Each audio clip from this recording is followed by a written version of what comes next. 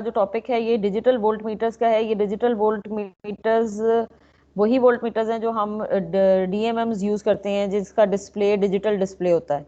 ठीक है, जो कि डिस्क्रीट न्यूमरल्स की फॉर्म में, डिस्क्रीट नंबर्स की फॉर्म में हमें आउटपुट डिस्प्ले। ठीक है, तो उनको हम डिजिटल वोल्ट मीटर्स कहते हैं। सो हमने पीछे इलेक्ट्रॉनिक एसी वोल्ट मीटर्स या डीसी वोल्ट मीटर्स पढ़े थे। अब हम डिजिटल वोल्ट मीटर्स की तरफ जा रहे हैं। आइदर एसी या आइदर डीसी आपने वोल्टेजेस मेजर करने हैं, तो उनका आउटपुट डिस्प्ले, अगर आप डीसी आउटपुट डिस्प्ले आपको डिजिटल में चाहिए, तो उस चाहे वो एसी वोल्ट मीटर है चाहे वो डीसी वोल्ट मीटर है, अगर उसका आउटपुट डिस्प्ले डिजिटल फॉर्म में है या डिस्क्रीट नंबर्स की फॉर्म में है, तो उसको हम डिजिटल वोल्ट मीटर कहेंगे। ठीक है जी। सो हमारे पास उसकी 4 टाइप्स हैं जो हम इस चैप्टर के अंदर जिसको डिस्कस कर रहे हैं, क्लासीफाई कर रहे हैं। That is ramp type DVM, integrated DVM, digital DVM stands for digital volt meter, continuous balance and successive approximation.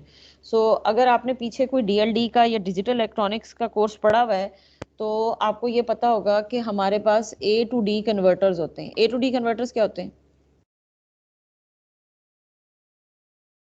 A to D analogue converters to का नाम डिजिटल, एनालॉग टू क्या? Digital converter. Analogue to digital converters. जो हमारे पास analogue to digital converters होते हैं, वो ये बेसिकली उनकी टाइप है। Ramp type, R to R ladder network, integrated type, continuous balance type, successive approximation, ये सब के सब basically A to D converters हैं। सो हमने जो भी टाइप का हम analogue to digital converter use कर रहे हैं ना डिजिटल वोल्ट मीटर बनाने के लिए, हमने उसी का नाम पे उस डिजिटल वोल्ट मीटर का नाम रख दिया। सो बेसिकली हम जो अभी नेक्स्ट पढ़ेंगे वो तमाम टाइप के ए टू डी कन्वर्टर्स पढ़ेंगे जो कि किसी भी डिजिटल वोल्ट मीटर के अंदर यूज हो सकते हैं। ठीक है, सो सबसे फर्स्ट टाइप जो हमें उसने डिस्कस की हुई है, यहाँ पर लिस्ट भी की हुई है, रैंप टाइप डीवीएम है। रैंप से आपको आइडिया हो रहा होगा कि रैंप आपके पास क्या होती है। रैंप आपके पास कोई भी राइजिंग स्लोप होती है या कोई भी डिक्रीजिंग स्लोप होती है। ठीक है, ये इस आपको आइडिया होगा कि ये इसको हम पॉजिटिव स्लोप कहते हैं, और एक कोई ऐसी स्लोप जो कि ऐसे फॉल कर रही होगी, ये नेगेटिव स्लोप होती है। This is negative slope and this is positive slope. ठीक है जी। सो हम कोई भी टाइप की स्लोप या रैंप यूज कर सकते हैं जिस भी ए टू डी कन्वर्टर के अंदर हम यूज कर रहे हैं। जैसे यहाँ पर आपके पास जो फिगर के अंदर उसने यूज की हुई है, वो एक फॉलिंग स्लोप है, यानी नेगेटिव स्लोप है। ठीक है, आप पॉजिटिव भी यूज कर सकते हैं। हम सबसे पहले इसको स्टार्ट करने से पहले ये देख लेते हैं कि ये हम रैंप जनरेट कैसे करते हैं। यहाँ पर ये रैंप पॉजिटिव भी हो सकती है, अगेन मैंने वही बात की, नेगेटिव भी हो सकती है। उसने टू स्टार्ट विद ये एक्सप्लेन किया है कि बेसिकली रैंप कैसे जनरेट होती है। उसके लिए रैंप जनरेटर्स हमारे पास बने हुए होते हैं। और रैंप जनरेटर कैसे काम करता है, यहाँ पर अगर आपको सर्किट में देख रहे हो कि ये एक कांस्टेंट करंट सोर्स है, और this constant current source is connected in parallel with a capacitor. तो ये करंट सोर्स क्या कर रही होगी, ये कैपेसिटर को चार्ज कर रही होगी। So to start with the capacitor is charge to 0 volt, जो कि आपको यहाँ पर नजर आ रहा है। और ये आपको नजर आ रहा होगा कि यहाँ पर एक डिस्चार्ज स्विच लगा हुआ है। Initially the switch is closed. अगर ये स्विच क्लोज्ड है तो मुझे ये बताएं कि कैपेसिटर से तो सारा करंट बाईपास हो रहा होगा ना, कैपेसिटर से सारा करंट बाईपास हो रहा होगा। ठीक है, so capacitor will be charge at 0 volt. So जैसे ही हमने स्विच को ओपन किया, इसलिए यहाँ पर लिखा हुआ है स्विच इज ओपन, जैसे ही आपने स्विच को ओपन किया तो कैपेसिटर चार्ज होना शुरू होगा। सो कैपेसिटर ऑब्वियसली कहाँ से चार्ज होना शुरू होगा, 0 वोल्ट से। और ग्रेजुअली सपोज उसके वोल्टेजेस 1 वोल्ट से 2 वोल्ट से 3 वोल्ट से 4 वोल्ट, सो ग्रेजुअली वो चार्ज हो रहे हैं, जो कि आपको इस स्लोप में नजर आ रहा है। ठीक है, सो और अगेन ये जो स्लोप है, इसकी स्लोप डिपेंड करेगी कि आपके पास जिस वोल्टेज सोर्स से या करंट सोर्स से आप उसको चार्ज कर रहे हैं उसकी वैल्यू क्या है, ये जो आई ऊपर लिखा हुआ है, एंड उस कैपेसिटर की अपनी कैपेसिटेंस क्या है, यानी कितना चार्ज वो होल्ड कर सकता है। सो ये जो आपके पास स्लोप की वैल्यू है, ये इसके ऊपर डिपेंड करेगी। ठीक है जी, ये बात क्लियर हो गई है। सो जितना ज्यादा इस कैपेसिटेंस की स्लोप की वैल्यू आई की वैल्यू ज्यादा होगी, उतना ही ज्यादा इसकी स्लोप शार्प होगी, और जितना ज्यादा इस कैपेसिटेंस की वैल्यू कम होगी, उतनी ही ज्यादा ये स्लोप शार्प होगी। ये बात क्लियर हो गई है।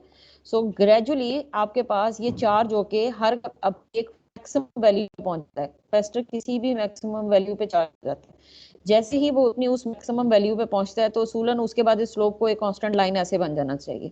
उससे पहले पहले हम इस स्विच को डिस्चार्ज यहाँ से दोबारा से क्लोज कर देते हैं। जैसे ही वो दोबारा से क्लोज होती है, तो आपको आउटपुट के ऊपर ये एक स्ट्रेट रैंप मिल जाती है, और ये अगेन आपके पास कैपेसिटर बाईपास हो जाता है, जो कि इस डिस्चार्ज स्विच के थ्रू बाईपास हो रहा है। और इस डिस्चार्ज स्विच का एक और काम भी है, वो ये है कि जैसे उसका नाम बता रहा है आपको कि डिस्चार्ज स्विच है, कि कैपेसिटर जिस भी वोल्टेज पे चार्ज हुआ था, अब वो ना सिर्फ ये करंट सोर्स का करंट इस इधर से बाईपास हो रहा होगा, बल्कि ये जो कैपेसिटर जितने वोल्ट करंट पे चार्ज हुआ था, वोल्टेज पे चार्ज हुआ था, वो भी इस डिस्चार्ज स्विच से डिस्चार्ज हो जाएगा। सो दैट कि जब आप नेक्स्ट टाइम दोबारा रैंप जनरेट करना चाहें तो कैपेसिटर आपको दोबारा 0 वोल्टेज पे मिले। ये बात क्लियर हो गई है रैंप जनरेटर की, कि आप रैंप कैसे जनरेट कर रहे हैं। मैम जब हम स्विच क्लोज करेंगे Yes, तो ma'am. हमें डिक्रीजिंग स्लोप नहीं एक मिलनी चाहिए? स्विच क्लोज करेंगे? जी मैम, क्योंकि डिस्चार्ज भी तो हो रहा है, फिर हाँ देखिए, डिस्चार्ज इमीडिएटली थोड़ी हो जाएगा। डिस्चार्ज का जो बिहेवियर होता है ना, वो होता है एक्सपोनेंशियल। वैसे तो चार्जिंग का बिहेवियर भी एक्सपोनेंशियल होता है, लेकिन फिलहाल हम ऑब्वियस ही बात है कि आपको जो चार्जिंग का बिहेवियर मिल रहा होगा वो कुछ इस तरह से मिलता है, और जो डिस्चार्ज का बिहेवियर होता है, डिस्चार्जिंग का बिहेवियर कुछ ऐसा होता है। आपने नेटवर्क एनालिसिस के कोर्स में पढ़ा होगा, ठीक है। सो डिस्चार्ज कुछ इस तरह से हो रहा होता है कैपेसिटर, तो ये कोई स्लोप की शेप नहीं बनती, इसलिए हम इसको कोई खास कंसीडर नहीं करते। इसी तरह ये जो चार्जिंग होता है ना, ये भी इस तरह से होता है, यानी ये भी मैं बता रही हूँ आपको, ये जैसे आप यहाँ पे देख रहे हैं ना, ये एक्सपोनेंशियल होता है। ये जो आपको स्ट्रेट लाइन पीछे शो हुई है ना, this is an ideal case, ये ऐसा होता नहीं है। ये आपके पास इस तरह से एक्सपोनेंशियली होता है, लेकिन एक्सपोनेंशियली को हम समवट उसको अप्रोक्सीमेट कर सकते हैं, that this is approximated to straight line.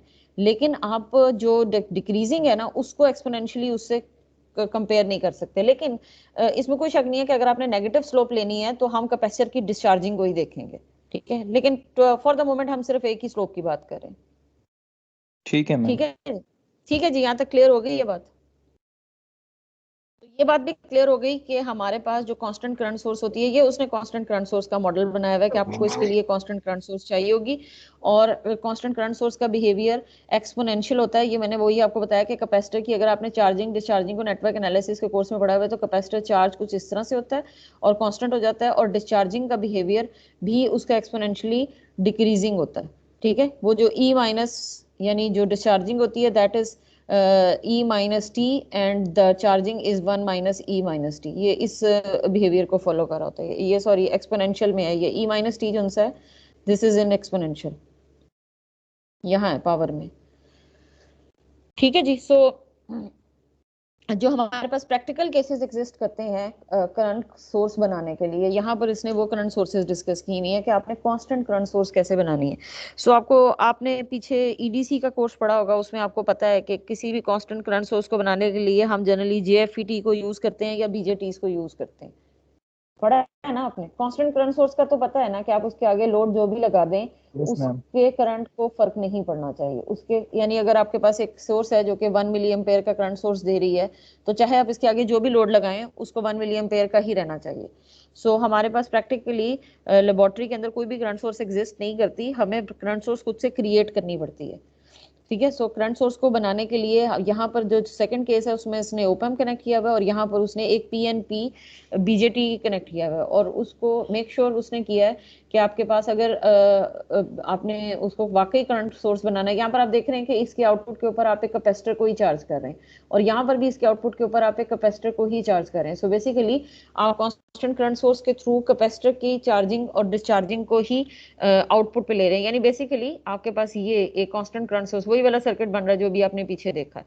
सो यहाँ पर ये कांस्टेंट करंट सोर्स के तौर पे ओपम के केस के अंदर कैसे वर्क कर रहा है और पीएनपी के केस के अंदर कैसे वर्क कर रहा है, यहाँ पर अगर आप देखिए ये कौन सा डायोड है? Zener diode. जीना डायोड है। जीना डायोड का काम क्या होता है? फोर डायरेक्शन में मैम करंट रिवर्स फ्लो करता डायरेक्शन है। में भी काम करता है ये। जी नहीं, सिर्फ रिवर्स वोल्टेज पे सिर्फ काम नहीं करता। रिवर्स के अंदर जब आप इसको कनेक्ट करते हैं तो ये अपने अक्रॉस वोल्टेजेस को मेंटेन रखता है, ठीक है। सो हमारे पास यहाँ पर वो ये कह रहा है कि जो आर ई यानी आपके पास जो जीनर के क्रॉस वोल्टेज होंगे, क्योंकि आर ई उसके साथ पैरेलल में लगा हुआ है, इसलिए उसके वोल्टेजेस भी वही होंगे। दैट्स वाई ये जो करंट आपके पास फ्लो कर रहा है आई, जो कि आर ई का पार्ट है, आर ई में से गुजर रहा है, उसका लोड है, उसको मेंटेन करने के लिए उसने ये कहा है कि जो आपके पास आई है, जो आउटपुट करंट है, that is the function of actually the voltage across R E divided by R E, है ना।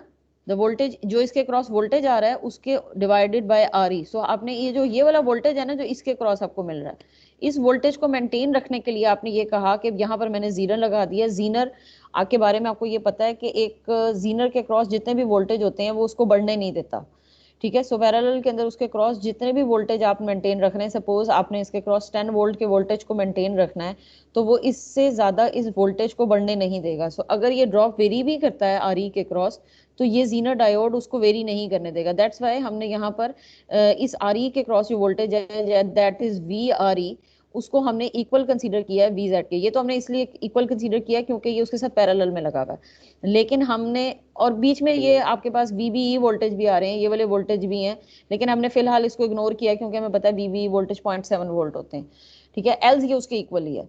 सो हमारे पास ये जो और वीजेड के बारे में हमने ये कहा है कि ये कांस्टेंट होगा, ये वेरी नहीं कर सकता क्योंकि ये जीनर के वोल्टेज है, ये जीनर की कैरेक्टरिस्टिक है कि वो अपने क्रॉस वोल्टेज को कांस्टेंट रखता है। तो हमारे पास यहाँ पर जो वोल्टेज यहाँ पर आपने ये जो सोर्स बनाई है that is VZ over R E, so that will be a constant current source क्योंकि वो इसको वेरी नहीं होने देगा, ठीक है जी। और ऑपरेशनल एम्पलीफायर भी हम आपने पढ़ा होगा कि that operates as an constant current source, क्योंकि आपके पास जो भी इसके क्रॉस वोल्टेज होगा दैट विल बी, ये जो वी आउट आपको यहाँ पर वोल्टेज मिल रहा है V out, that will be the function of the combination of R1 R2 and this R3 and R4, ठीक है। सो इसके कॉम्बिनेशन से आपको यहाँ पर जो वोल्टेज मिलेगा वो उसके इक्वेशन गेन इक्वेशन इसकी बनाएंगे तो उस पर डिपेंड करेगा। सो यहाँ पर जो आपको करंट मिलेगा again that will be a constant current source. So आपने ये बीजेट ईडीसी के कोर्स के अंदर कांस्टेंट करंट सोर्स को एज एन ऑपरेशनल एम्पलीफायर को कांस्टेंट करंट सोर्स भी पढ़ा होगा और बीजेटी को भी as a constant current source पढ़ा होगा। हम इन दो को यूज करके कांस्टेंट करंट सोर्स क्रिएट करते हैं। सो कांस्टेंट करंट सोर्स बनाने के बाद आप वंस ये बन जाए तो उसको कैपेसिटर के क्रॉस लगा के आप एक रैंप वेव जनरेट कर सकते हैं, इधर आप पॉजिटिव रैंप, और अगर आप डिस्चार्जिंग देख रहे हैं तो आप एक नेगेटिव रैंप को जनरेट कर सकते हैं। यहाँ तक क्लियर हो गई ये बात? जी बात क्लियर हो गई है? Yes ma'am. ओके। सो यहाँ पर अब हम एक ब्लॉक डायग्राम देखने लगे हैं रैप टाइप की, कि बेसिकली हम उससे डिजिटल, हमने कहा था हमने रैप टाइप का ए टू डी कन्वर्टर यूज करके एक डिजिटल वोल्ट मीटर बनाना है।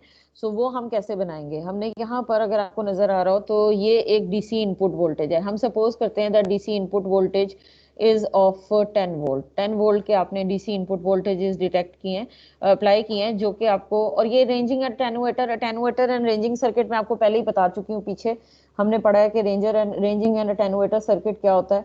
ये वही वाला कॉम्बिनेशन है, ये अगर आपको याद हो हमने कहा था अटेनुएटर सर्किट हम क्यों लगाते हैं, सो दैट कि हमारे पास इंपेडेंस मैचिंग हो सके, और उसको हम रेंजिंग सर्किट भी क्यों कहते हैं, सो दैट कि आपने जितनी वोल्टेज रेंज का को सिलेक्ट करना है वो आप यहाँ पे कर लें। सो बेसिकली इनपुट को हम हमेशा अटेनुएटर से के ब्लॉक से पहले कनेक्ट करते हैं, इसलिए यहाँ पर उसने इनपुट के साथ जहां पर आपने इनपुट अप्लाई किया वहां पर पहले उसने रेंजिंग अटेनुएटर सर्किट लगाया हुआ है। ये तो बात क्लियर हो गई है ना?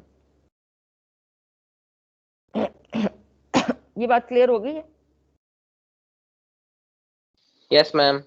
ओके। उसके बाद उसने आगे एक कंपैरेटर लगाया हुआ है। मुझे ये बताएं कंपैरेटर क्या होता है और ये किसका सिंबल होता है? ये ऑपरेशनल एम्पलीफायर का सिंबल है और कंपैरेटर का सर्किट है। कंपैरेटर के ऊपर हमारे पास दो आउटपुट्स होती हैं, एक V1 होती है और एक V2 होती है, ये तो पता है?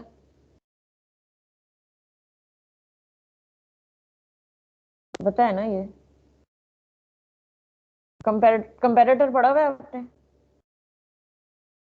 नो मैम, ये नहीं नो पढ़ा। मैम। ये नहीं पढ़ा हुआ, अच्छा चलें हम ये सपोज करते हैं, आपको ये तो पता है ऑपरेशनल एम्पलीफायर की दो इनपुट्स होती हैं, ठीक है। ये उसके पास यस मैम, दो इनपुट से आउटपुट। एक पॉजिटिव, सपोज ये उसकी पॉजिटिव इनपुट है और ये नेगेटिव इनपुट है। कंपैरेटर ये करता है कि वो कंपेयर करता है V1 और V2 को।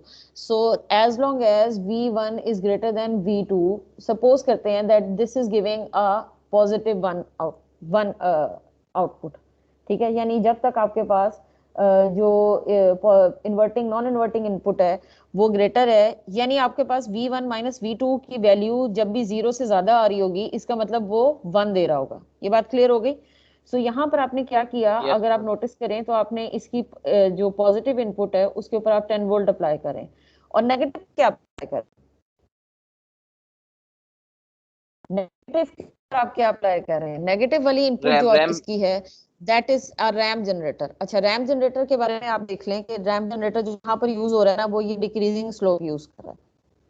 क्लियर हुई है ये बात? ये डिक्रीजिंग स्लोप यूज कर रहा है। सो इसका मतलब ये है कि यहाँ पर एक रैम्प जनरेटर अप्लाई हुआ हुआ है जो कि एक डिक्रीजिंग स्लोप यूज कर रहा होगा। सो हो सकता है कि यहाँ पर टू स्टार्ट विद उसने यहाँ पर स्टार्ट किया 12 वोल्ट से। सो डिक्रीजिंग है, जाहिर है वो किसी मैक्सिमम वोल्टेज से स्टार्ट होगा। सपोज करते हैं हम यहाँ 12 वोल्ट अप्लाई हुआ है। सो 12 वोल्ट अप्लाई हुआ है तो कंपैरेटर हमें आउटपुट पे कुछ ना कुछ वैल्यू दे रहा होगा, क्योंकि suppose this is 10 minus 12 volt, 2 volt आपको मिल रहा है। अब जैसे जैसे यहाँ पर आप देखें कि ये कंपैरेटर 12 वोल्ट से स्टार्ट हुआ है और ये उसके बाद फॉल कर रहा है क्योंकि डिक्रीजिंग आउटपुट है। द मोमेंट उसको यहाँ पर 10 वोल्ट मिलता है, जैसे ही वो 10 वोल्ट होगा तो यहाँ पर क्या होगा कंपैरेटर के ऊपर? पहले यहाँ पर 10 आ रहा 0 था वोल्ट और नीचे 12 आ रहा था। अब आपके पास यहाँ 10 है और यहाँ भी 10 हो गया है, रैम्प भी 10 दे रहा है। 0 ये नजर आ रहा है ये वाला पेन? 0 तो जाएगा आपको सर। आउटपुट पे क्या मिलेगा? आउटपुट पे आपको 0 मिलेगा। द मोमेंट ये 0 होता है तो आपके पास जैसे ही यहाँ पर 0 आता है तो वो यहाँ पर एक स्टार्ट पल्स का सिग्नल दे देता है। ये एक गेट लगाया हुआ है उसने, सपोज करते हैं कि ये गेट को अलाउ कर देता है या डोर खोल देता है उसका, कि सो दैट, और ये गेट के पीछे से क्या लगा हुआ है? ऑसिलेटर लगा हुआ है। Oscillator is generating some clock pulses. ये देखें, ये क्लॉक पल्सेस जनरेट कर रहा है, ठीक है जी। और ये क्लॉक पल्सेस जैसे ही वो यहाँ से इसको अलाउ करेगा, ये क्लॉक पल्सेस किधर जाएंगी? आगे एक काउंटर प्लेस हुआ हुआ है, ये क्लॉक पल्सेस इस काउंटर पे जाना शुरू हो जाएंगी। काउंटर क्या करता है?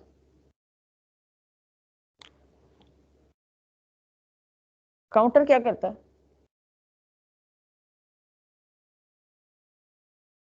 पल्सेस को काउंट करेगा ना। काउंटर जो आप पल्सेस दे रहे हैं, काउंटर जो सा है वो एवरी 1 to 0 ट्रांजिशन को या 0 से 1 ट्रांजिशन को काउंट करता है, ठीक है। और आपके पास ये जो 0 से 1 ट्रांजिशन वंस दोबारा 0 होगी जब भी वो नेक्स्ट उसको 1 काउंट करेगा। अगर आपने अपने घरों के अंदर तस्बीह काउंटर देखा हो जिसके ऊपर हमारी अम्मियाँ तस्बीह पढ़ रही होती हैं, तो उसके अंदर अगर आप देखें तो वो 1 कब काउंट करता है? जब आप उस काउंटर को वंस प्रेस करते हैं और उसके बाद रिलीज करते हैं तो वो 1 काउंट करता है। अगेन आप उसको दोबारा प्रेस करेंगे और फिर रिलीज करेंगे तो वो 2 काउंट करेगा। सो ये काउंटर इन्हीं पल्सेस को, ये जो पल्सेस आ रही हैं every 1 to 0 transition and then 1 to 0 transition को काउंट करेगा। सो अगर ये काउंटर के ऊपर मैंने ये 4 पल्सेस अप्लाई की हैं तो ये काउंटर क्या काउंट करेगा? 4 काउंट करेगा। ये बात क्लियर हो गई है? ठीक है मैम। यस ठीक है मैम। जी। अच्छा, अब उसके बाद इस काउंटर ने कब तक काउंट करना है? इस वेव फॉर्म को देखें। यहाँ पर उसने कहा कि जैसे ही आपके पास ये 10 वोल्ट और 10 वोल्ट इक्वल हुआ तो यहाँ पर उसने इस वेव फॉर्म में बताया कि there is a point of coincidence. ये पॉइंट ऑफ कोइंसिडेंस है। इस पॉइंट ऑफ कोइंसिडेंस के ऊपर उसने गेटिंग इंटरवल दे दिया और ये काउंटर की पल्सेस काउंट होना शुरू हो गई, ठीक है। और ये कब तक काउंट करेगा? जब तक कि आपके पास यहाँ पर इसकी वैल्यू, ये कब तक काउंट करता रहेगा? जब तक कि इसकी वैल्यू 0 को टच ना करे। यहाँ पर देखें आप कि ये डिक्रीज करते करते जब तक कि ये 0 तक ना आ जाए, ठीक है। सो द मोमेंट ये 0 तक आएगी, ये देखें, ये आपके पास ये दूसरा एक और कंपैरेटर लगा हुआ है, ये ग्राउंड कंपैरेटर है। इस ग्राउंड कंपैरेटर के अंदर 2 इनपुट्स वैसी ही लगी हुई हैं, जो ये इसके पास 0 आ रहा है और इसके पास 10 वोल्टेज आ रहे हैं। ये बल्कि इसके पास वो वाले वोल्टेज आ रहे हैं 10, 11, 9, कम होते जा रहे हैं, ठीक है। सो ये तब तक वैल्यू देगा जब तक कि आपके पास इन दोनों पॉजिटिव एंड नेगेटिव इनपुट्स के दरमियान कोई ना कोई डिफरेंस है। द मोमेंट ये भी 0 हो जाए और ये भी 0 हो जाए तो ये क्या देगा? आउटपुट पे 0 देगा ना, ग्राउंड कंपैरेटर। 0। सो जैसे ये यस 0 मैम। देगा, सो यहाँ पर जब इस कंपैरेटर ने 0 दिया था तो आपके पास पल्सेस स्टार्ट हो गई थी, और जब इस कंपैरेटर ने 0 दिया तो पल्सेस ने स्टॉप हो जाना है। एग्जैक्टली यहाँ पर आप देखें ये कब स्टॉप होगा गेटिंग सिग्नल? जब आपके पास वो 0 डिटेक्ट करेगा। जैसे ही 0 डिटेक्ट किया, सपोज हम करते हैं कि इस टाइम के अंदर, इस टाइम स्लॉट के अंदर हमने सिर्फ गेटिंग पल्सेस को अलाउ किया था। सो सपोज इस टाइम के अंदर हमने 10 पल्सेस गुजार ली और वो 10 पल्सेस गुजर के कहाँ गई? काउंटर के पास गई, और काउंटर ने कितनी पल्सेस काउंट की? 10। So it will give a read out of 10 volt. और आपने यहाँ पर इनपुट पे क्या अप्लाई किया था पीछे? 10 वोल्ट। 10 वोल्ट। ठीक है जी, ये बात क्लियर हो गई है? Yes ma'am. Yes ma'am. Okay, so हमने इसका यहाँ पर एक और जो लास्ट कॉलम रह गया, that is the sample rate. इसके सैंपल रेट को हमने कैसे कैलकुलेट करना है? जैसे मैं एक ये रैम वेवफॉर्म जनरेट कर दी है और मैंने इसको इतना तेजी से किया है कि यहाँ पर 10 पल्सेस अलाउ नहीं हो सकी या 5 पल्सेस आई हैं, तो आपने उस सैंपल रेट की इंफॉर्मेशन इस काउंटर को भी देनी है। वो काउंटर को आपने ये कहना है कि मैंने चूंकि पल्स बहुत ज्यादा तेजी से उसको दी है, रैंप रैंप की जो स्लोप है वो बहुत शार्प थी, तो मैंने 5 पल्सेस दिए हैं, तो तुम 5 को मल्टीप्लाई बाय 2 करके 10 पल्सेस के इक्वल कर दो, सो दैट कि वो उसी इंफॉर्मेशन को यहाँ से अगर आप स्लोप वेरी भी करें तो वो इंफॉर्मेशन काउंटर तक भी जानी चाहिए, और वो उसी हिसाब से उस रीड आउट की वैल्यू को आउटपुट पे डिस्प्ले करेगा। ठीक है जी, ये इस सैंपल रेट का काम ये है। ठीक है, ठीक है मैम। जी यस मैम। क्लियर हो गई है यहाँ तक बात? Yes ma'am. ठीक है जी। सो मैं अभी आज आपको नेक्स्ट और कोई भी वो नहीं पढ़ा रही डिजिटल वोल्ट मीटर। उसकी वजह ये है कि अभी आप ये वोल्ट मीटर